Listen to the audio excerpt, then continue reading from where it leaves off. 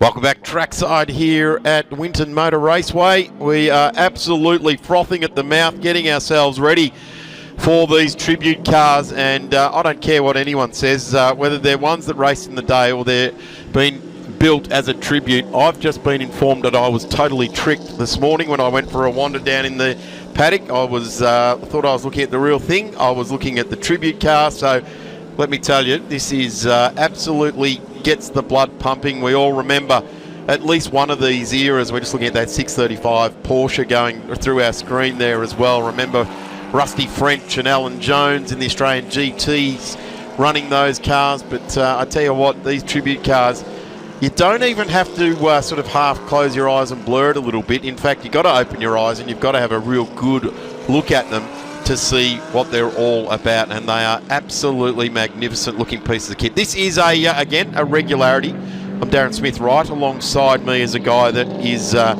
so passionate about this category that he was right in on the ground floor when these tribute cars started to make their way into the Australian motorsport landscape, and it's no other than Brett Florence. Brett, welcome to the 2024 Winton Festival of Speed. This is your baby almost out there on track at the moment, isn't it? Sure is, Darren. It's grown from 10, 15 cars that we had just traditionally running in the Regularity through to now when you look at it, we've got over 30 cars and there's probably another 15 cars that have been built around the country that all want to come on board as well. So it's a category that's grown, and these guys are just out doing either a sprint or Regularity. And the cars, as you said, they're absolutely fantastic. One car that I'm just looking at is that one, the second on the road there, which is running an engine which isn't exactly correct, and I guess that's what the tribute cars are about. But that's got Johnny Pilotto's Victorian Sports Sedan Championship X engine in it, a fuel-injected modern engine. We're just seeing Nick Higgins come into the paddock there. You were talking, or Nick had spoken to you earlier. Has he got an issue with the Corolla? No, I'm surprised it's coming to him after the issue now, but as you said, some of the cars are running late model Atlas engines, but it's been had a problem with it. That's got LS in the moment line, and as you said, Pilotto's sorry, and then others have traditional 5-litre hole, 4-1 Cleveland, and belongs to the Europe. Well, I guess when you say in the era, I'm just looking at that VL Holden that went through the screen. Those cars had to have a very special homologated, they weren't allowed to run over 5 litres, so they ran the 304 type of Holden engine. And that, let's say 5 litre or 308 type Holden engine, that's got to be pretty hard to be getting parts for these days. They're expensive. They'll know exactly how much they cost to build, and some of these guys have, just because they're that makes it easier and they won't be able to build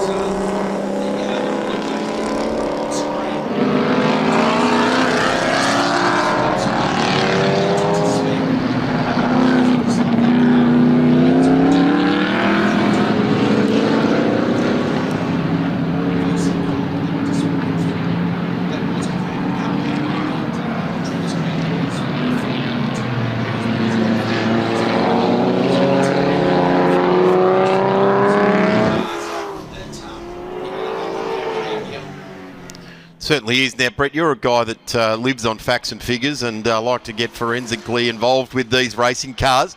Do you ever get down there and give a bit of a nitpick on the sign writing or anything like that? Because I was talking to a guy down in the pits and said, this just looks exactly like the car. And he said, except for this and except for that. And people that know.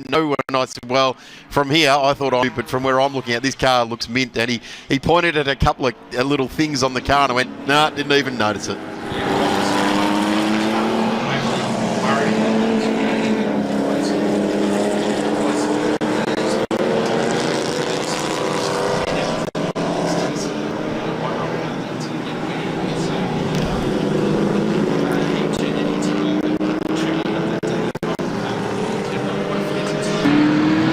Yeah, these Porsches really do stand out as an era, don't they? Those IROC cars that all those superstars of the motorsport world ran in the US in that particular era. And for those out there, we do apologise for the microphone issue we're having with Brett and with Ron before. We're working feverishly to get that particular technical glitch rectified for you. So yes, Brett is sounding just a little bit quiet at the moment, but we are working on that. Here's one which gets all the local hearts beating. That Volkswagen Fastback, which, you know, for all intents and purposes, you want to get forensic, then that's a car to do it with, because that thing was built out of McLaren Formula One bits and pieces, and Peter Fowler's gone back in time and rebuilt that car to be perfect.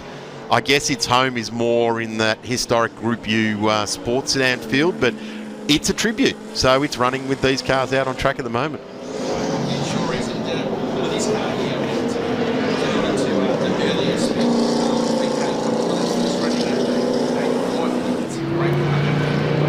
There it is, that number 17. So locals from Wang initially, and of course they went on from setting lap records and winning races in sports sedans in the early days to the, which we'll see in the historic sports sedans. We'll see the Merc that Tomo drove very, very well as well. Here's another magnificent looking piece of kit. Bob Jane entered car as well.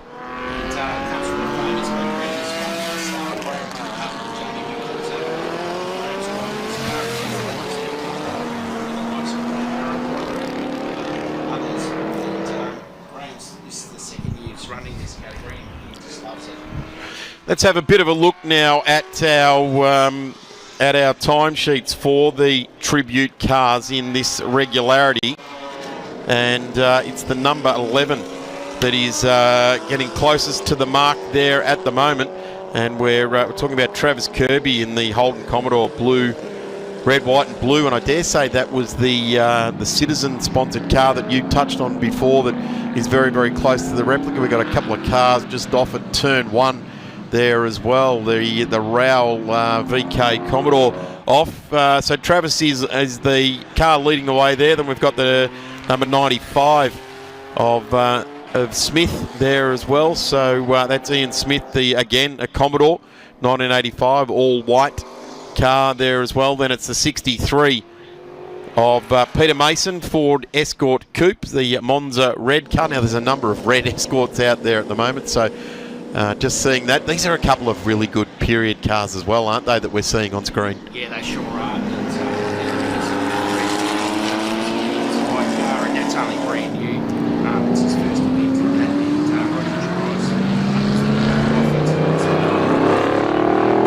and this is the second time Roger's been this. So yeah, they're two fantastic. They're very, very good. The Dylan Innes car was I believe, a COVID project that had got awful serious pretty quickly, didn't it? It sure did, and he's a local engine builder.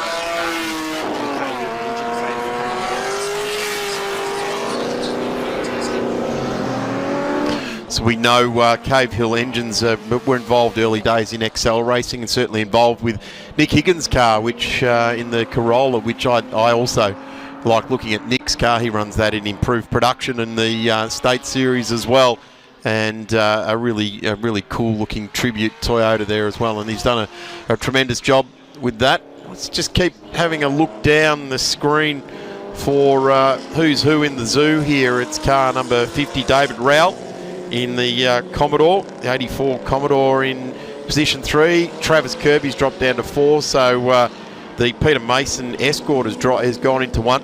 Here's the other thing with regularity, isn't it? It's not that you're bringing the big horsepower in your 355 stroker or something like that. You could have a 2-litre near enough road going Pinto engine in an Escort and do okay. And that's exactly right. Those little Escorts there with the listed record tires, they just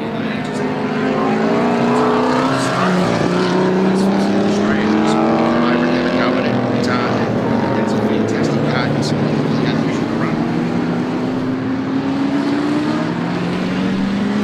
Just looking for the Rover SD1, Martin Ball, the 82, and the SD1. Wow, didn't that just set the world of Group A racing alight? They came over here, and I think locally in Australia, the SD1 mobile cars were probably the first introductions Aussies had to Tom Walkinshaw, wasn't it? Exactly.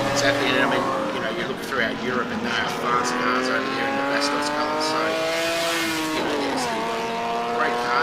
something totally different. You know, you wanted that to go. But there's also very, very production. It's just very. And the car with him, so his father, you know, he raced it here at Winton back in the day, and you know, it's just just a very early car. It's a great opportunity to have a run, so you know, it's something different for him. Travis Kirby, we just got a good look at there, currently sitting in P3. Car 1 emblazoned down the side, and why wouldn't you if you're going to have that car? Who doesn't remember the 1-2 across the line at Mount Panorama? That's, where is he? Currently 5th on the road there, Roger Trezise, the Ford Falcon XB GT, 5.8 litre. And here is the Trans-Alloy entry there as well. So Mason leading the way and doing a nice job. Just trying to pick up a couple of the other cars there that we would know around the top end of the track here at the Winton Motor Raceway, getting a look right across the property. Now, Brett, you're not just synonymous with these cars, you're kind of synonymous along with Ian Ross and the rest of the organising committee for putting on the Winton Festival of Speed in 2024, and just emblazoned across the screen at the moment the likes of Equity One, Wonderland RV coming on board and supporting what's going on with the Festival of Speed here this weekend. Yeah, that's right. And you know, with our traditional sponsors from Shannon's and Cool Drive Auto Parts, you know, we've got some great sponsors from the club. Coming on board just makes this event, you know, it raises the profile of the event. You know, we've got a whole lot of other sponsors that assist throughout the weekend as well. That you know, they help and everything helps. So that's great. Yeah, and you touch on that. This actual event right now is the McDonald Auto from Wangaratta, the McDonald Auto Regularity for Tribute Cars. So a big shout out to the McDonald Automotive crew from Wangaratta. This is your event. I hope you're enjoying it, and the cars certainly look to be really enjoying it. And the times keep changing, but I'll tell you what, right at the top of the sheet at the moment, Peter Mason in that Ford Escort Coupe is holding absolute station there, looking for that number 16, the stanza that just came through down there in 21st there, and that's the Nissan Bluebird, sorry, number 15 Nissan Bluebird, and it's doing just inside those numbers there. I guess you want to try and get inside the top 10. Dylan Innes in that car we were talking about, the Perkins Engineering Red VL, just inside. So there's the landmark. Or David Thomas in the Bluebird there as well. And McDonald. So JPS 326 Jaguar. I guess we were used to seeing the JRA cars racing here in Australia.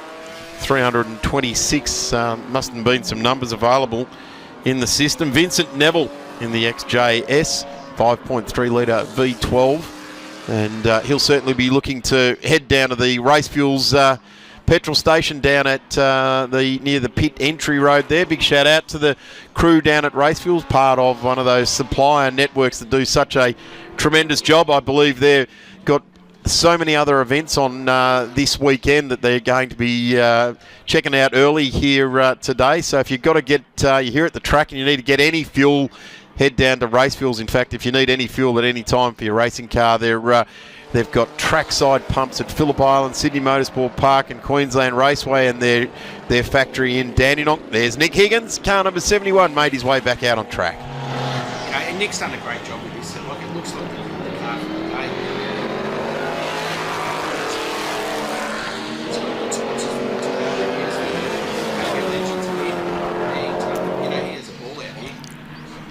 Pretty good looking car for a guy that does science for a living, eh? Yeah, exactly. He's probably done half the cars out there on the field. He lives that sort of that detail. Yeah, he sure does, and I mean, you just can't get away from that. Peter Fowler did with that car.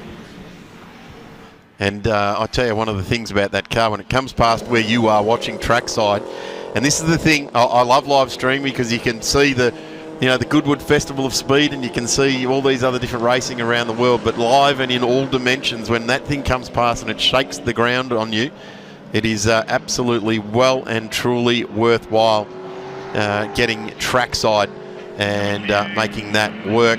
Again, just letting everybody know we have got some technical issues here with the second microphone that Brett is working with us on. We're rectifying that, hopefully. Here's the number 69 Rover, which we touched on there as well. That's Martin Ball, the Rover SD1. And he is currently sitting in 11, so just off that bubble, if you like. So you get to 10 and the bubble bursts, and away you go. Number 95, very synonymous, this car with the Advantage managed part of the Holden dealer team's life, if you like, when it went to the mobile operated outfit. And that's Martin Reynolds' that car started as a great car, just a straight car, so he's got into this, which is fantastic. He's a real category as much as he can, and coming all the way over from South Australia. So, and he's really encouraged Malala to take on this category over the last couple of years, which is sort of gives the category scope. It's Travis Kirby on screen currently, P3 in the Regularity, and this car looks the goods. It's interesting, every time you drive out to Winton Motor Raceway, you go past the old Cullen's Super Selvage, and those cars look fairly similar to this. It's not quite the operation it used to be, the Super Selvage there on the outskirts of Benalla, as we see the FX just cruising around there, waving the other cars through. In fact, we have got the checkered flag dropped on this session. And, sorry, the FJ, Kim DeBritt, car number 30. And car number 30 doesn't feature in the top 20 there. So got a bit of thought to do around that. There's the Starion that Brett touched on earlier. The number 64 probably would have run in a traditional Winton 300 type of Group E trim here, and with the likes of Peter Fitzgerald and Brad Jones, maybe not driving that particular tribute style of livery, but certainly the Starions. Kevin Bartlett, I think, drove them. Brad Jones also got behind the wheel of the Starions, and certainly were in that Group E trim of racing, the piece of kit to get on with. There's the car, or the livery of the car, that Wayne Gardner started his time in touring cars, and he was just as good. And this is an argument that we can have, and I'm sure people are about to start arguing about it, Brett. He was just as good on four wheels as he was on two, but he just was the wild riding style didn't equate to a driving style, did it? No, it sure didn't. But and his old boss works out here at Winton, so big thanks to Jeff Breach over the weekend. Jeff's been fantastic helping us out. So yeah, but Jeff and Wayne, I'm sure that they had a few arguments over how to run the car back in the day, but it's great to see Reg Kamal out there with that car, so yeah, it's great. Brett, thank you very much. Challenging technical times for the two of us here in the commentary booth. We've only just met in the last few weeks, and any closer to the one microphone, the two of us would have been having a little kiss there, but I'm sure we'll have a few frothy beers later on and ensure we have a great night. Excellent to have the tribute cars here. They will be back on right throughout tomorrow as well. The final day of the 2024 Winton Festival of Speed. It's been a really, really strong turnout of entries right across all categories, and everybody working feverishly to keep their cars going. A couple of updates, particularly out of the historic sports sedans coming through from last night, and sports sedans staying true to themselves and being quite vulnerable when they get pushed hard. Damien Johnson, who had a broken gearbox, fixed, and he'll be back running today. Tony Ross in the blue FX had no fuel pressure. I think they fixed it last night. Jason Maris in the Charger, sadly gearbox problems and out for the meeting. So plenty of those sorts of tales going on throughout the pit and paddock. Brett Florence has jumped in here with me, super passionate about these tributes, and indeed, Brett, your heart's been beating true for the last 6 months for this actual entire event, hasn't it? It certainly has, mate, and there's a couple of the same issues with some of these cars. Had a couple of broken things overnight, but a couple of the guys got the cars back out of the track. Unfortunately, there's one that didn't, but that's the way it goes with motorsport, as we know. It certainly is. Now, for those that weren't here yesterday, Brett, just give us a rundown on the ethos of this Tribute Cars, because that car on screen to me looks pretty real. Looks like it's straight from the Group C era. Well, look, fortunately, there's a lot of guys with old Commodore Cup cars or saloon cars that basically were sitting in sheds. So we encourage those guys to get out there, and instead of running deliveries of what they were in that period, they've elected to go to a Group C or Group A livery, which is what we've got here. A lot of these cars traditionally ran in a very slow regularity class. So with the VHRR, we've sort of adopted this principle of a fast regularity or a super sprint, and we, as a result, we've got 30 odd cars regularly on the track, and there's probably another 10 or 15 that are being built, and the concept is try and pick a privateer's livery or something different that's not part of heritage touring cars, so that way the crowd get to see all the liveries of the period. Interesting you say that, because we've just got two of the more better known ones, the Mobile Holden dealer team and the Shell Dick Johnson racing team, of course, in that era post-cigarette sponsors. The oil companies picked up the spots, didn't they? And that's just what we're seeing on screen now. But the Trans-Alloy car, and there's numerous other cars, Dylan Innes's VL Walkinshaw bodied car as well. For all intents and purposes, you walk past it and you're watching the real Perkins outfit of the day. That's exactly right. And then, differently, we've got that little IROC Porsche, which was, Cam Smith had it sitting in a shed and decided to come out and, that's done to the Danny Holm colour scheme. And, what a fabulous driver worldwide Danny was. Yeah, absolutely. And that entire IROC series was littered with huge names, wasn't it? You had to be something like a world champion or an IndyCar champion or a NASCAR champion or a Can-Am champion of the day to get a ride in that all Porsche series. Yeah, exactly. So and it's open to various cars. We've had interest from old guys with old Group N cars that want to come and have a run as well. So that are just sitting in sheds. So we look back in the distance there. There's the Holm Porsche, of course, the Harvey Moffat VK Commodore Moffat replica. Of course, this beautiful looking number 15 Bluebird strooping through our screen. There's Nick Higgins' Corolla. Caught up with Nick last night. A more enthusiastic guy going racing you won't find, will you? No, you're right there. He's a one of an own. And right in front of him, the Starion as well. And that's a cool car. That was a period Group E car that did the Winton 300 back in the 80s. Owned by the same family, the Gibbs family. Wow, that's pretty cool, isn't it? Mm. Some really good tribute liveries there. Of course, there's the number 16, famous for Grice and Percy winning at Mount Panorama. Win Percy, of course, who would come out here supporting the Walkinshaw organisation after driving Silk Cut Le Mans cars and all sorts of things, come here and support Gricey when he finally, you'd have to say, nearly at the end of his touring car career, he was a factory driver. Yeah, exactly. He went from the black hat to being the General's finest general, really, wasn't he? Exactly.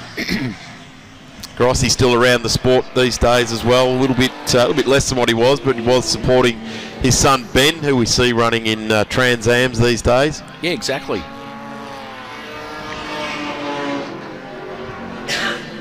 But, great support here from Aussie Soils, N Paved, McDonald Automotive in Wangaratta, and Cave Hill Engines in Lilydale. So fantastic to have local and Melbourne-based support thrown at these cars. And like all things motorsport, Brett, they come from far and wide, and whether it be suburbia or out in the country.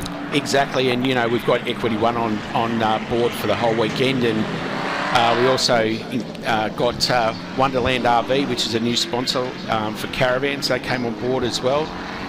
for the whole weekend. And you know, our traditional sponsors with Shannon's and Cool Drive. So we've had the sponsors have come on board to really support the whole event, which is great. When you look at the people camping here over the weekend, when you look at the crowds that were here yesterday, I don't have a number on that, but there was certainly a very large crowd here for a Saturday. And you've got competing adventures on a Saturday, particularly if you've got kids, you've got sport and different bits and pieces you get to. So we're looking forward to seeing a nice crowd assemble here today.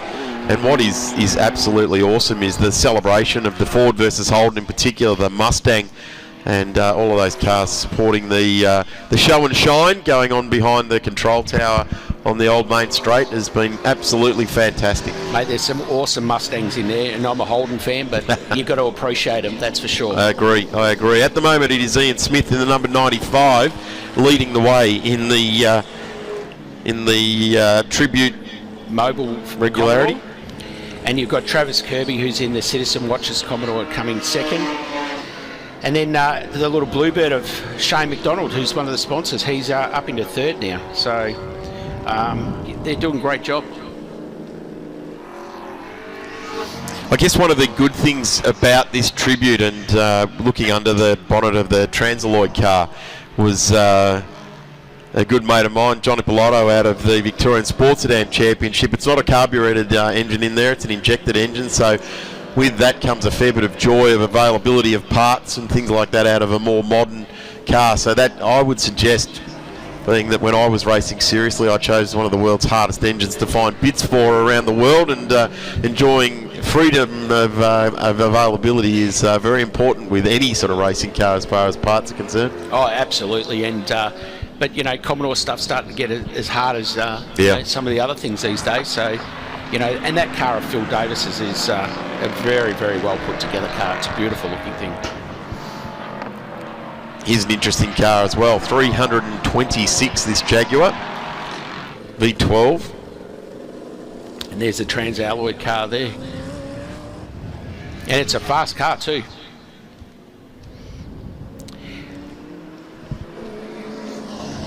He's just gone past the the Wayne Gardner VN Commodore with Strathfield car radios, and Reg, who owns that car, used to own the Strathfield car radio store in Shepparton. Oh, right. Local. Yep. So they were a prolific organisation, weren't they? They sure I think were. they got gazumped by Crazy Johns there at one stage. It was all about having the Telstra Mobile Net dealership as far as that was concerned. The Jag was Vincent Neville XJS, 5.3 litre V12, and of course we hark back to that victory with Walkinshaw with John Goss, his last victory at Mount Panorama. Weren't they a magnificent car? Yeah, Mike Roddy, every now and again we see him burning around in his car, which is one of those original pieces of equipment. One of the cars that's currently under construction is a XJS, and it's being built to the Group 44 spec from the US.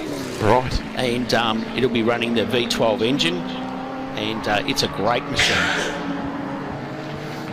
It's currently under construction at the moment. The owner, Brett by the name, actually, he plans to have that on the track later this year or early next year.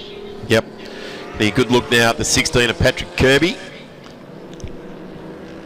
In fact, no, it's not. It's David Thomas. David Thomas, yes. And if if you want to see a car that's built to exact replica, that'll be closest you'll ever get. He has minutely gone down that track, had a lot of input from George Fury and advice. Yep. And David made friends and sought all sorts of advice on how to set the car up and what it did in the day.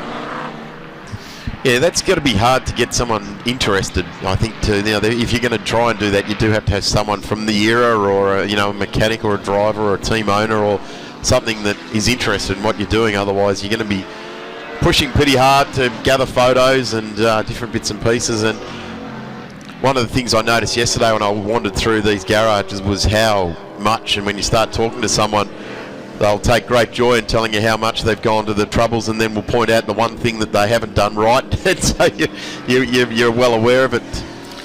Yes, and Aaron Noonan from V8 Sleuth, Aaron's helped us, various drivers out with photos, throughout the time, and as well as auto picks. So, the guys are sourcing as many photos as they can. Certainly Aaron's website, V8 Sleuth, I guess if you're running in that Falcon that's just about to turn into turn 9 there it is.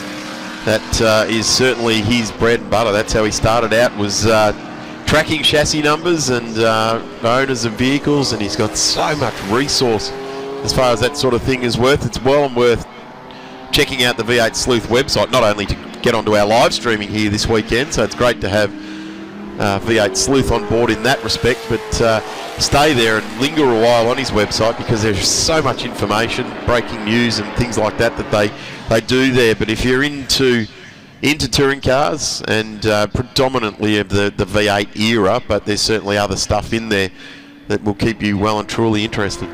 And that Falcon was a DJR spare chassis, I believe, and was turned into a saloon car, and then the current owner, John Hoskins, he purchased it and has turned it back into the DJR car as you see it. So it's got some DJR original components on it, he said. So,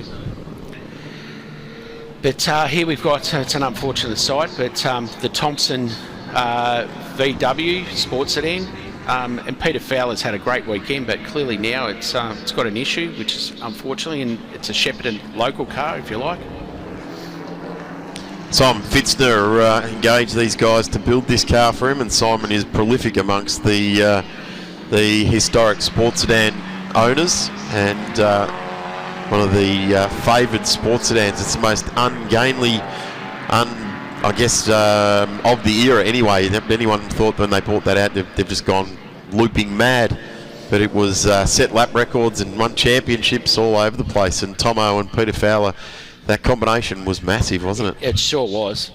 And they've got that Mercedes here as well to match it up. So what a beautiful pair of cars. So that is the tribute Regularity done there. Brett, just run us down through how that's panned out.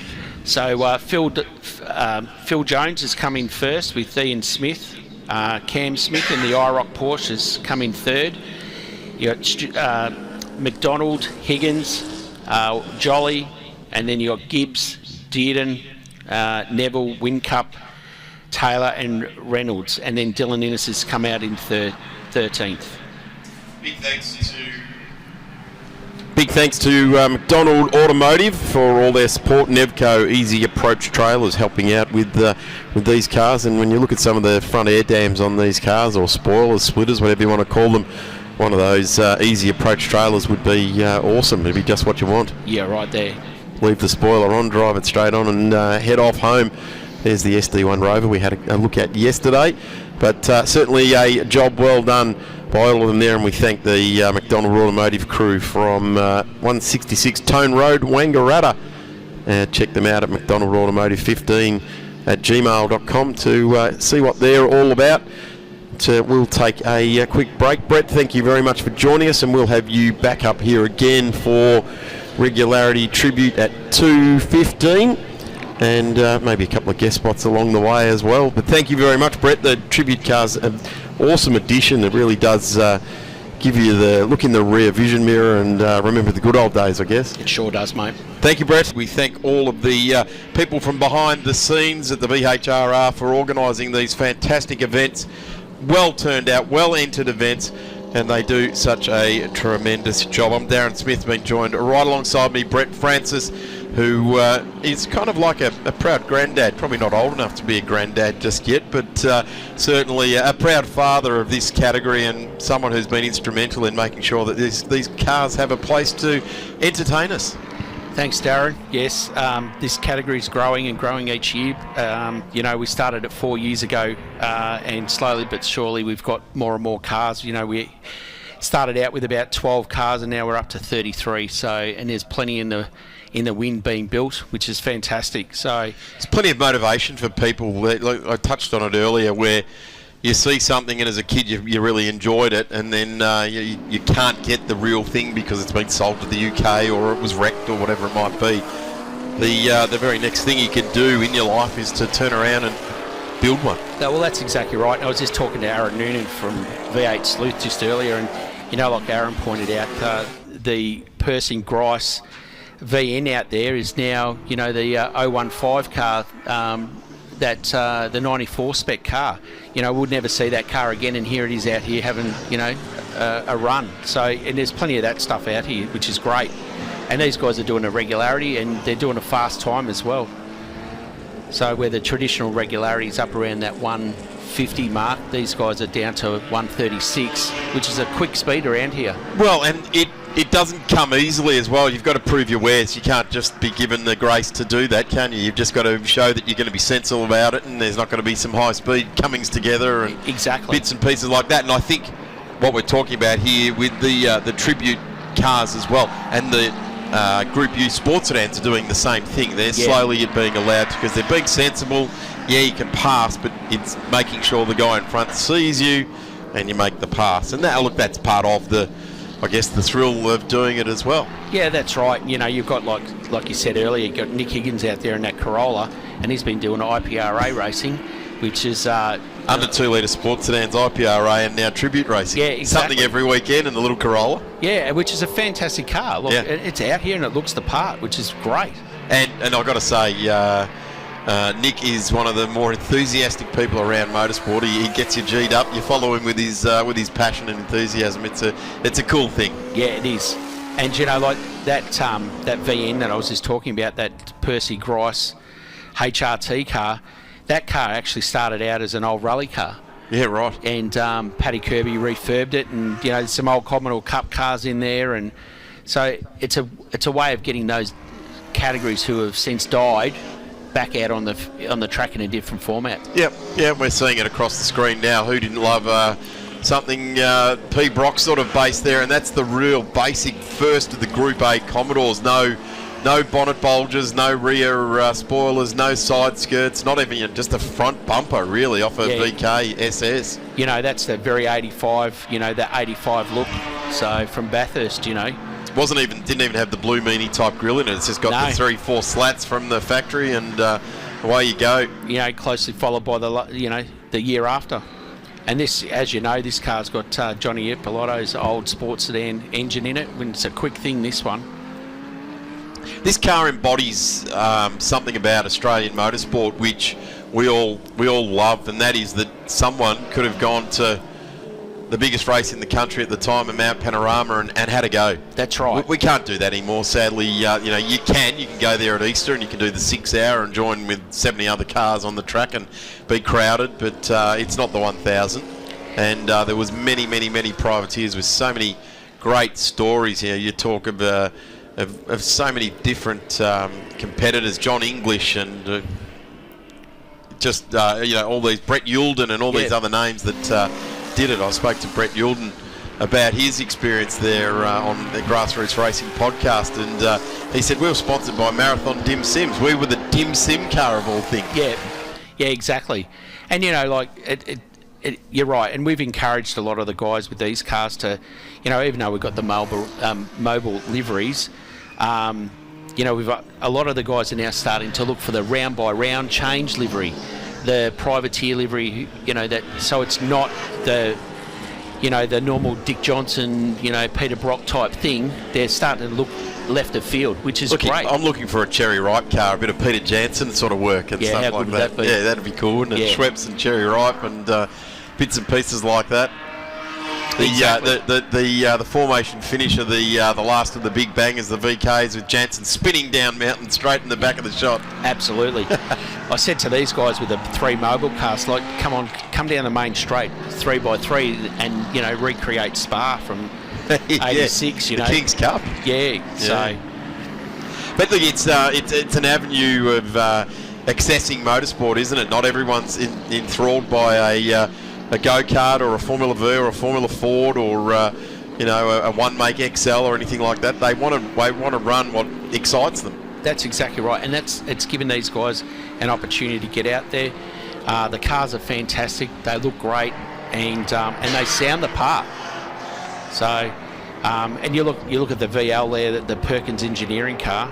like that's exceptional. Anyone that is in the crowd here today, go and have a look at that car. It is exceptional. Yeah, Dylan's done a ripping job on that. We touched on it yesterday, didn't we? It was a quiet little COVID project that got pretty serious pretty quickly, and sure they've has. just rolled out a magic-looking race car, and in all intents and purposes, it's one step from the actual real thing, and that's motivated him to build it. It's motivated him to bring the car to the track and run it, and run it hard. Yeah.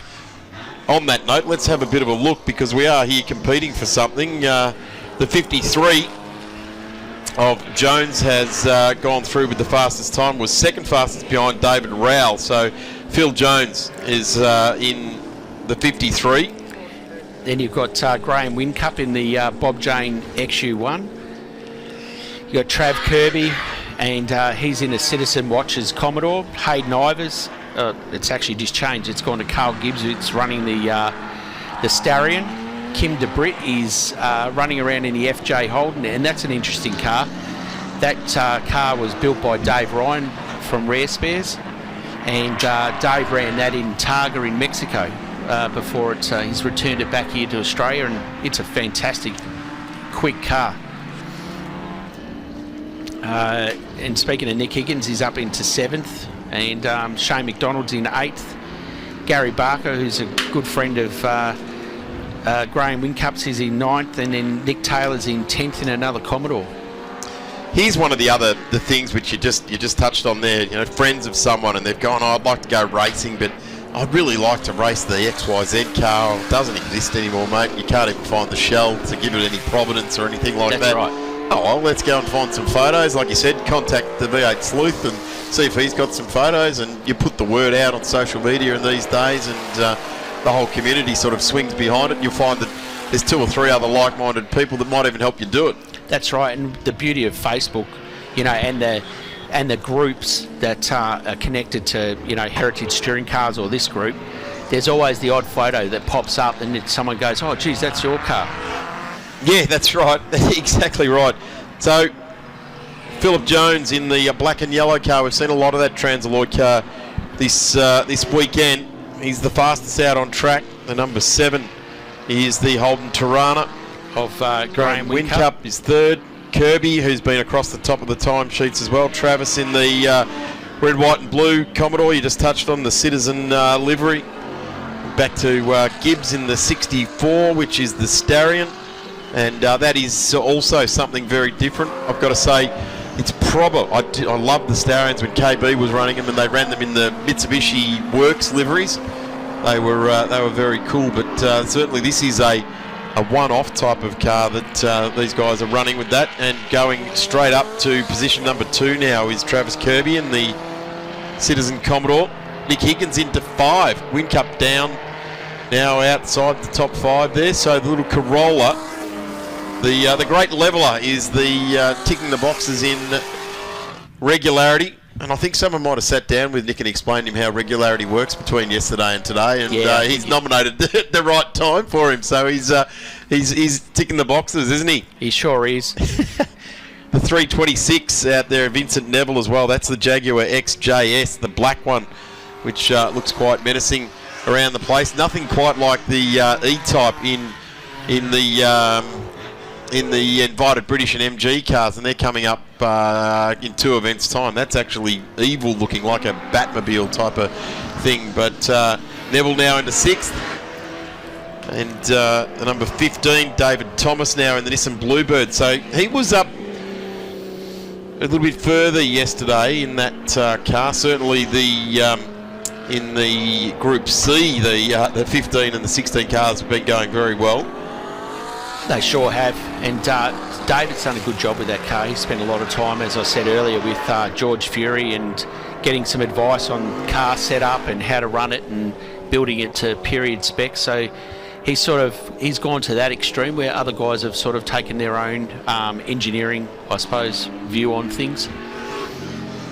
Slowing down now in the 53 here for Phil Jones is now being pushed off the top spot. In fact, where has Phil ended up now? Locked down to 20th.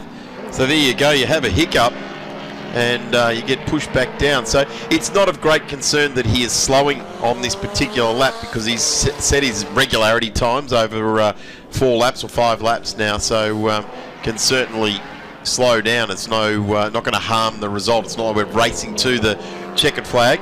No, that's right. Maybe one day.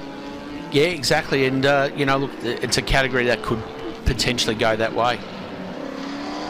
So Nick Higgins now into 3. It's the number 6 of Cameron Smith in the 911 IROC, the blue car, which has just such a distinctive, that flat 6 sound. It's almost like if you close your eyes, you could be in a French countryside listening to a 24-hour race in the 70s, couldn't you? Yeah, exactly. And interesting, this yellow and black 69 Mustang's a genuine Boss 302.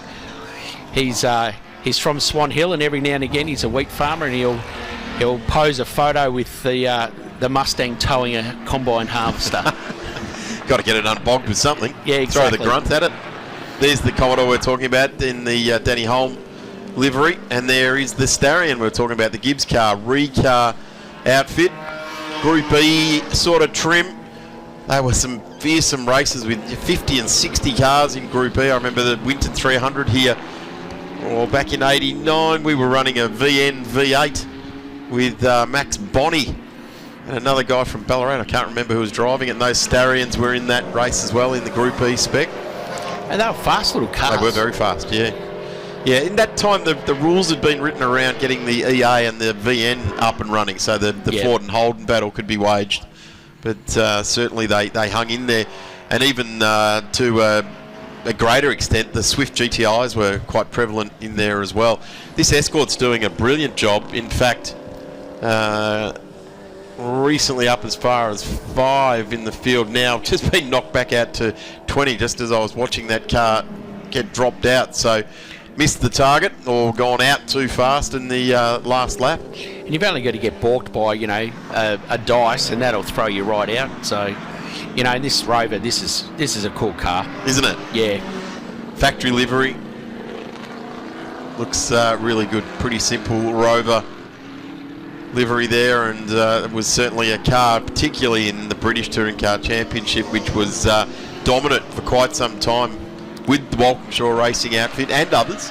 There was others that were very good at it. It wasn't just Walkinshaw that owned everything Rover. And you see plenty of those racing at the Spa historic events these days. Here comes the 15 Bluebird. There's the Starion, and here comes Nick Higgins in the 77 Corolla. Gone to great effort to get those graphics period correct. John Faulkner, John Smith, Paul Stokel, Andrew Smith driving those cars in the 1000 back in the class battle era. Nick's taking great pride in himself lifting that wheel all the time through the corners. Keeps saying he's saving tyres. He's been listening to the commentators for too long. Keep all paws on the road, mate. You're faster. But he runs that in many, many categories. There he goes. Yeah.